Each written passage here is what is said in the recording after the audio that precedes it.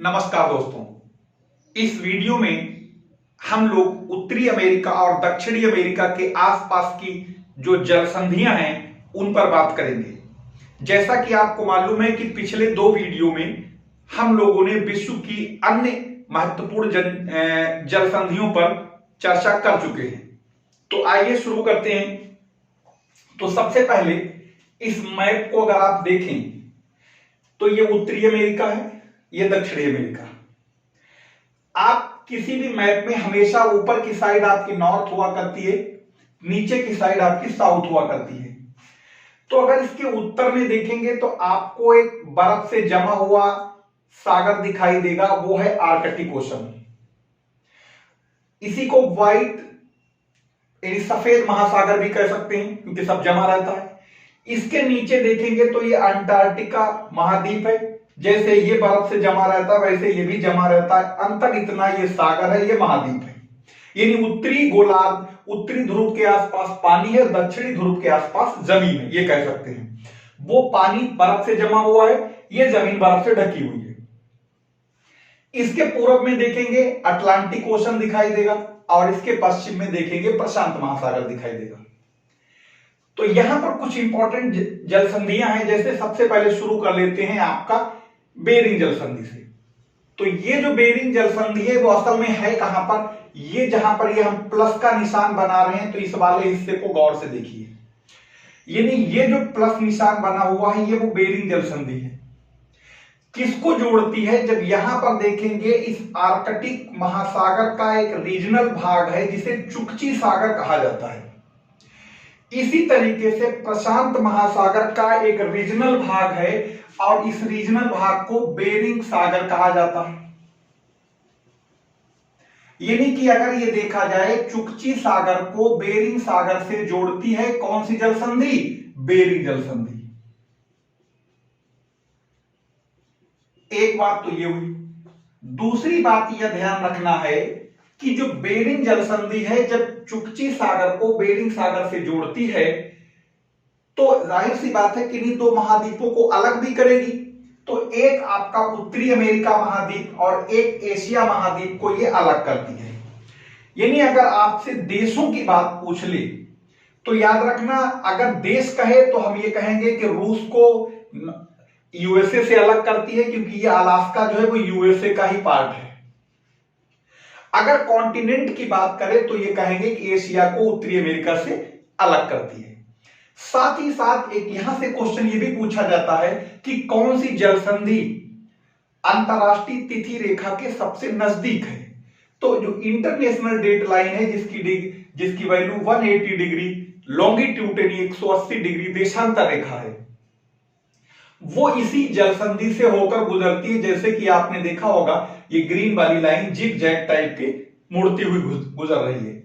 और international date line में total ये 8 बार ये जिग जैग होती है, यानी टेढ़ी बेढ़ी।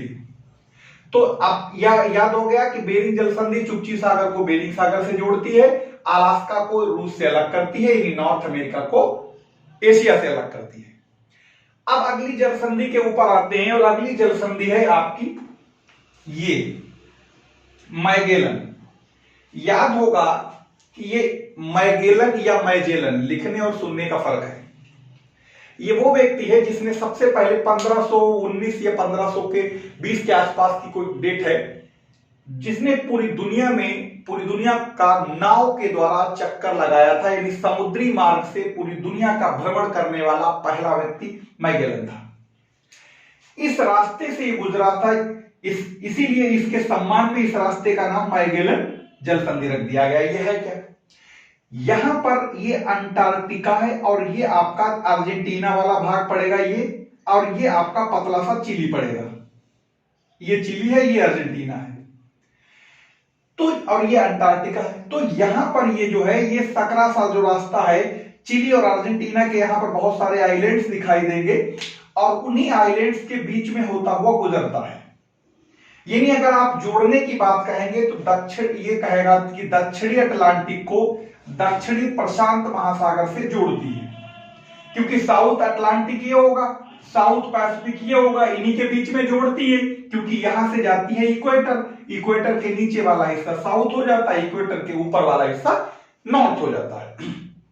अब तो इसको अगर आपसे जोड़ने को पूछे तो साउथ अटलांटिक को साउथ पैसिफिक से, लेकिन अगर ये कहे कि ये अलग किसे करती है तो याद रखना अर्जेंटीना का कुछ भाग है, यानी अर्जेंटीना का,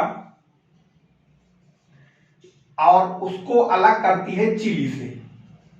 तो अर्जेंटीना को चिली से अलग करती है, दक्षिणी प्रशांत महासागर को दक्षिणी अटलांटिक महासागर से जोड़ती है। ये बहुत ही समुद्री जहाजों के लिए बहुत ही कह सकते हैं डेंजर जोन है, क्योंकि एक तो इधर बड़े बड़े आइसबर्ग टहलते हैं, दूसरी बात यहाँ सदर्न हेमिस्फीयर में बहुत तेज हवाएं चलती हैं, जिन्हें गरजता चालीसा, प्रचंड पचासा और चीखता साठा कहा जाता है। एक तरीके से इस रास्ते को समुद्री जहाजों का कब्रगाह के तौर पर भी जाना जाता है, यानी यहां से ये रास्ता काफी टिपिकल होता है।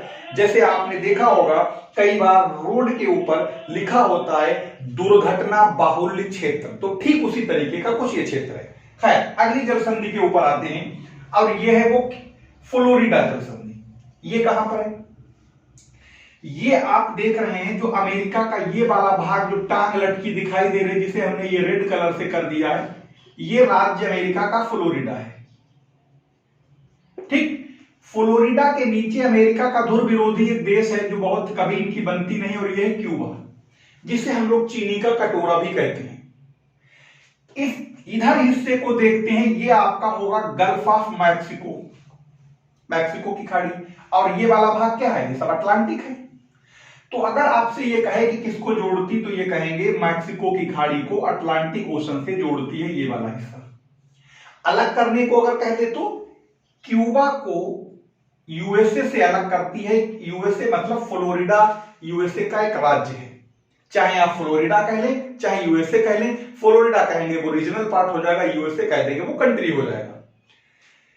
उसके बाद अगली और लास्ट जलसंधि इस टॉपिक की ये है, उसे हम लोग कहते हैं डेविस जलसंधि। ये डेविस जो है, ये WM डेविस अमेरिका के बहुत बड़े ज्योग्राफर हुए हैं, जिनका भूगोल में आपर्दन चक्र, इरोजन साइकिल आपने पढ़ा होगा, ये उनके नाम से है। यहां पर आप देखेंगे ये हिस्सा तो आपका ग्रीनलैंड है, और ये हिस्सा यहां पर कनाडा का पड़ता है। यहां पर ऊपर देखेंगे लिखा होगा बेफिन की खाड़ी, बेफिन की खाड़ी लिखा होगा, बेफिन की खाड़ी जो कि आर्कटिक ओशन का ही पार्ट है। नीचे यहां पर आएंगे तो यहां पर लिखा होगा लेब्राडोर सागर, ठीक, लेब्राडोर सागर। तो जो डेविस जलसंधि है वो ये वाला हिस्सा है, डेविस जलसंधि, जहां पर ये ब्लू कलर का प्लस बन रहा है, तो ये बेफिन की खाड़ी को लेब्राडोर सागर से कनेक्ट करती है। अलग करने की अगर आप बात करेंगे तो ग्रीनलैंड को कनाडा से अलग करती है। अब यहीं पर एक बहुत ही इंपॉर्टेंट पॉइंट नोट करिए, और वो ये कि विश्व की सबसे चौड़ी जो जलसंधि है, यानी सबसे ब्रॉड चौड़ी, अगर आपसे पूछता है तो वो डेविस जलसंधि जो है ये आपकी संसार की सबसे चौड़ी जलसंधि कही जाती है। तो ये नोट कर लीजिए, ये कई बार पूछा जा चुका है और अभी कई बार और पूछा जाएगा। तो इस जलसंधि के टॉपिक को हम लोगों ने 3 पार्ट्स में कवर किया, और 3 पार्ट्स में यानी पार्ट 1, पार्ट 2, पार्ट 3 में इसलिए कवर किया ताकि वीडियो लंबा ना हो, आपको बोरिंग ना लगे, इंटरेस्टिंग रहे, मैपिंग से रहे, कम टाइम में रहेगा तो आप इसे आसानी से देख लोगे। साथ ही साथ अब आपको नेक्स्ट टॉपिक कोई और मिलेगा जिसमें हम लोग जानेंगे कि कोई और बात पर बात करेंगे। लेकिन अगर आप जिन लोगों ने चैनल को सब्सक्राइब नहीं किया अभी तक, वो फौरन कर लें, क्योंकि इसमें आपको लगातार कोई न कोई रोज क्लास मिलती रहेगी। धन्यवाद।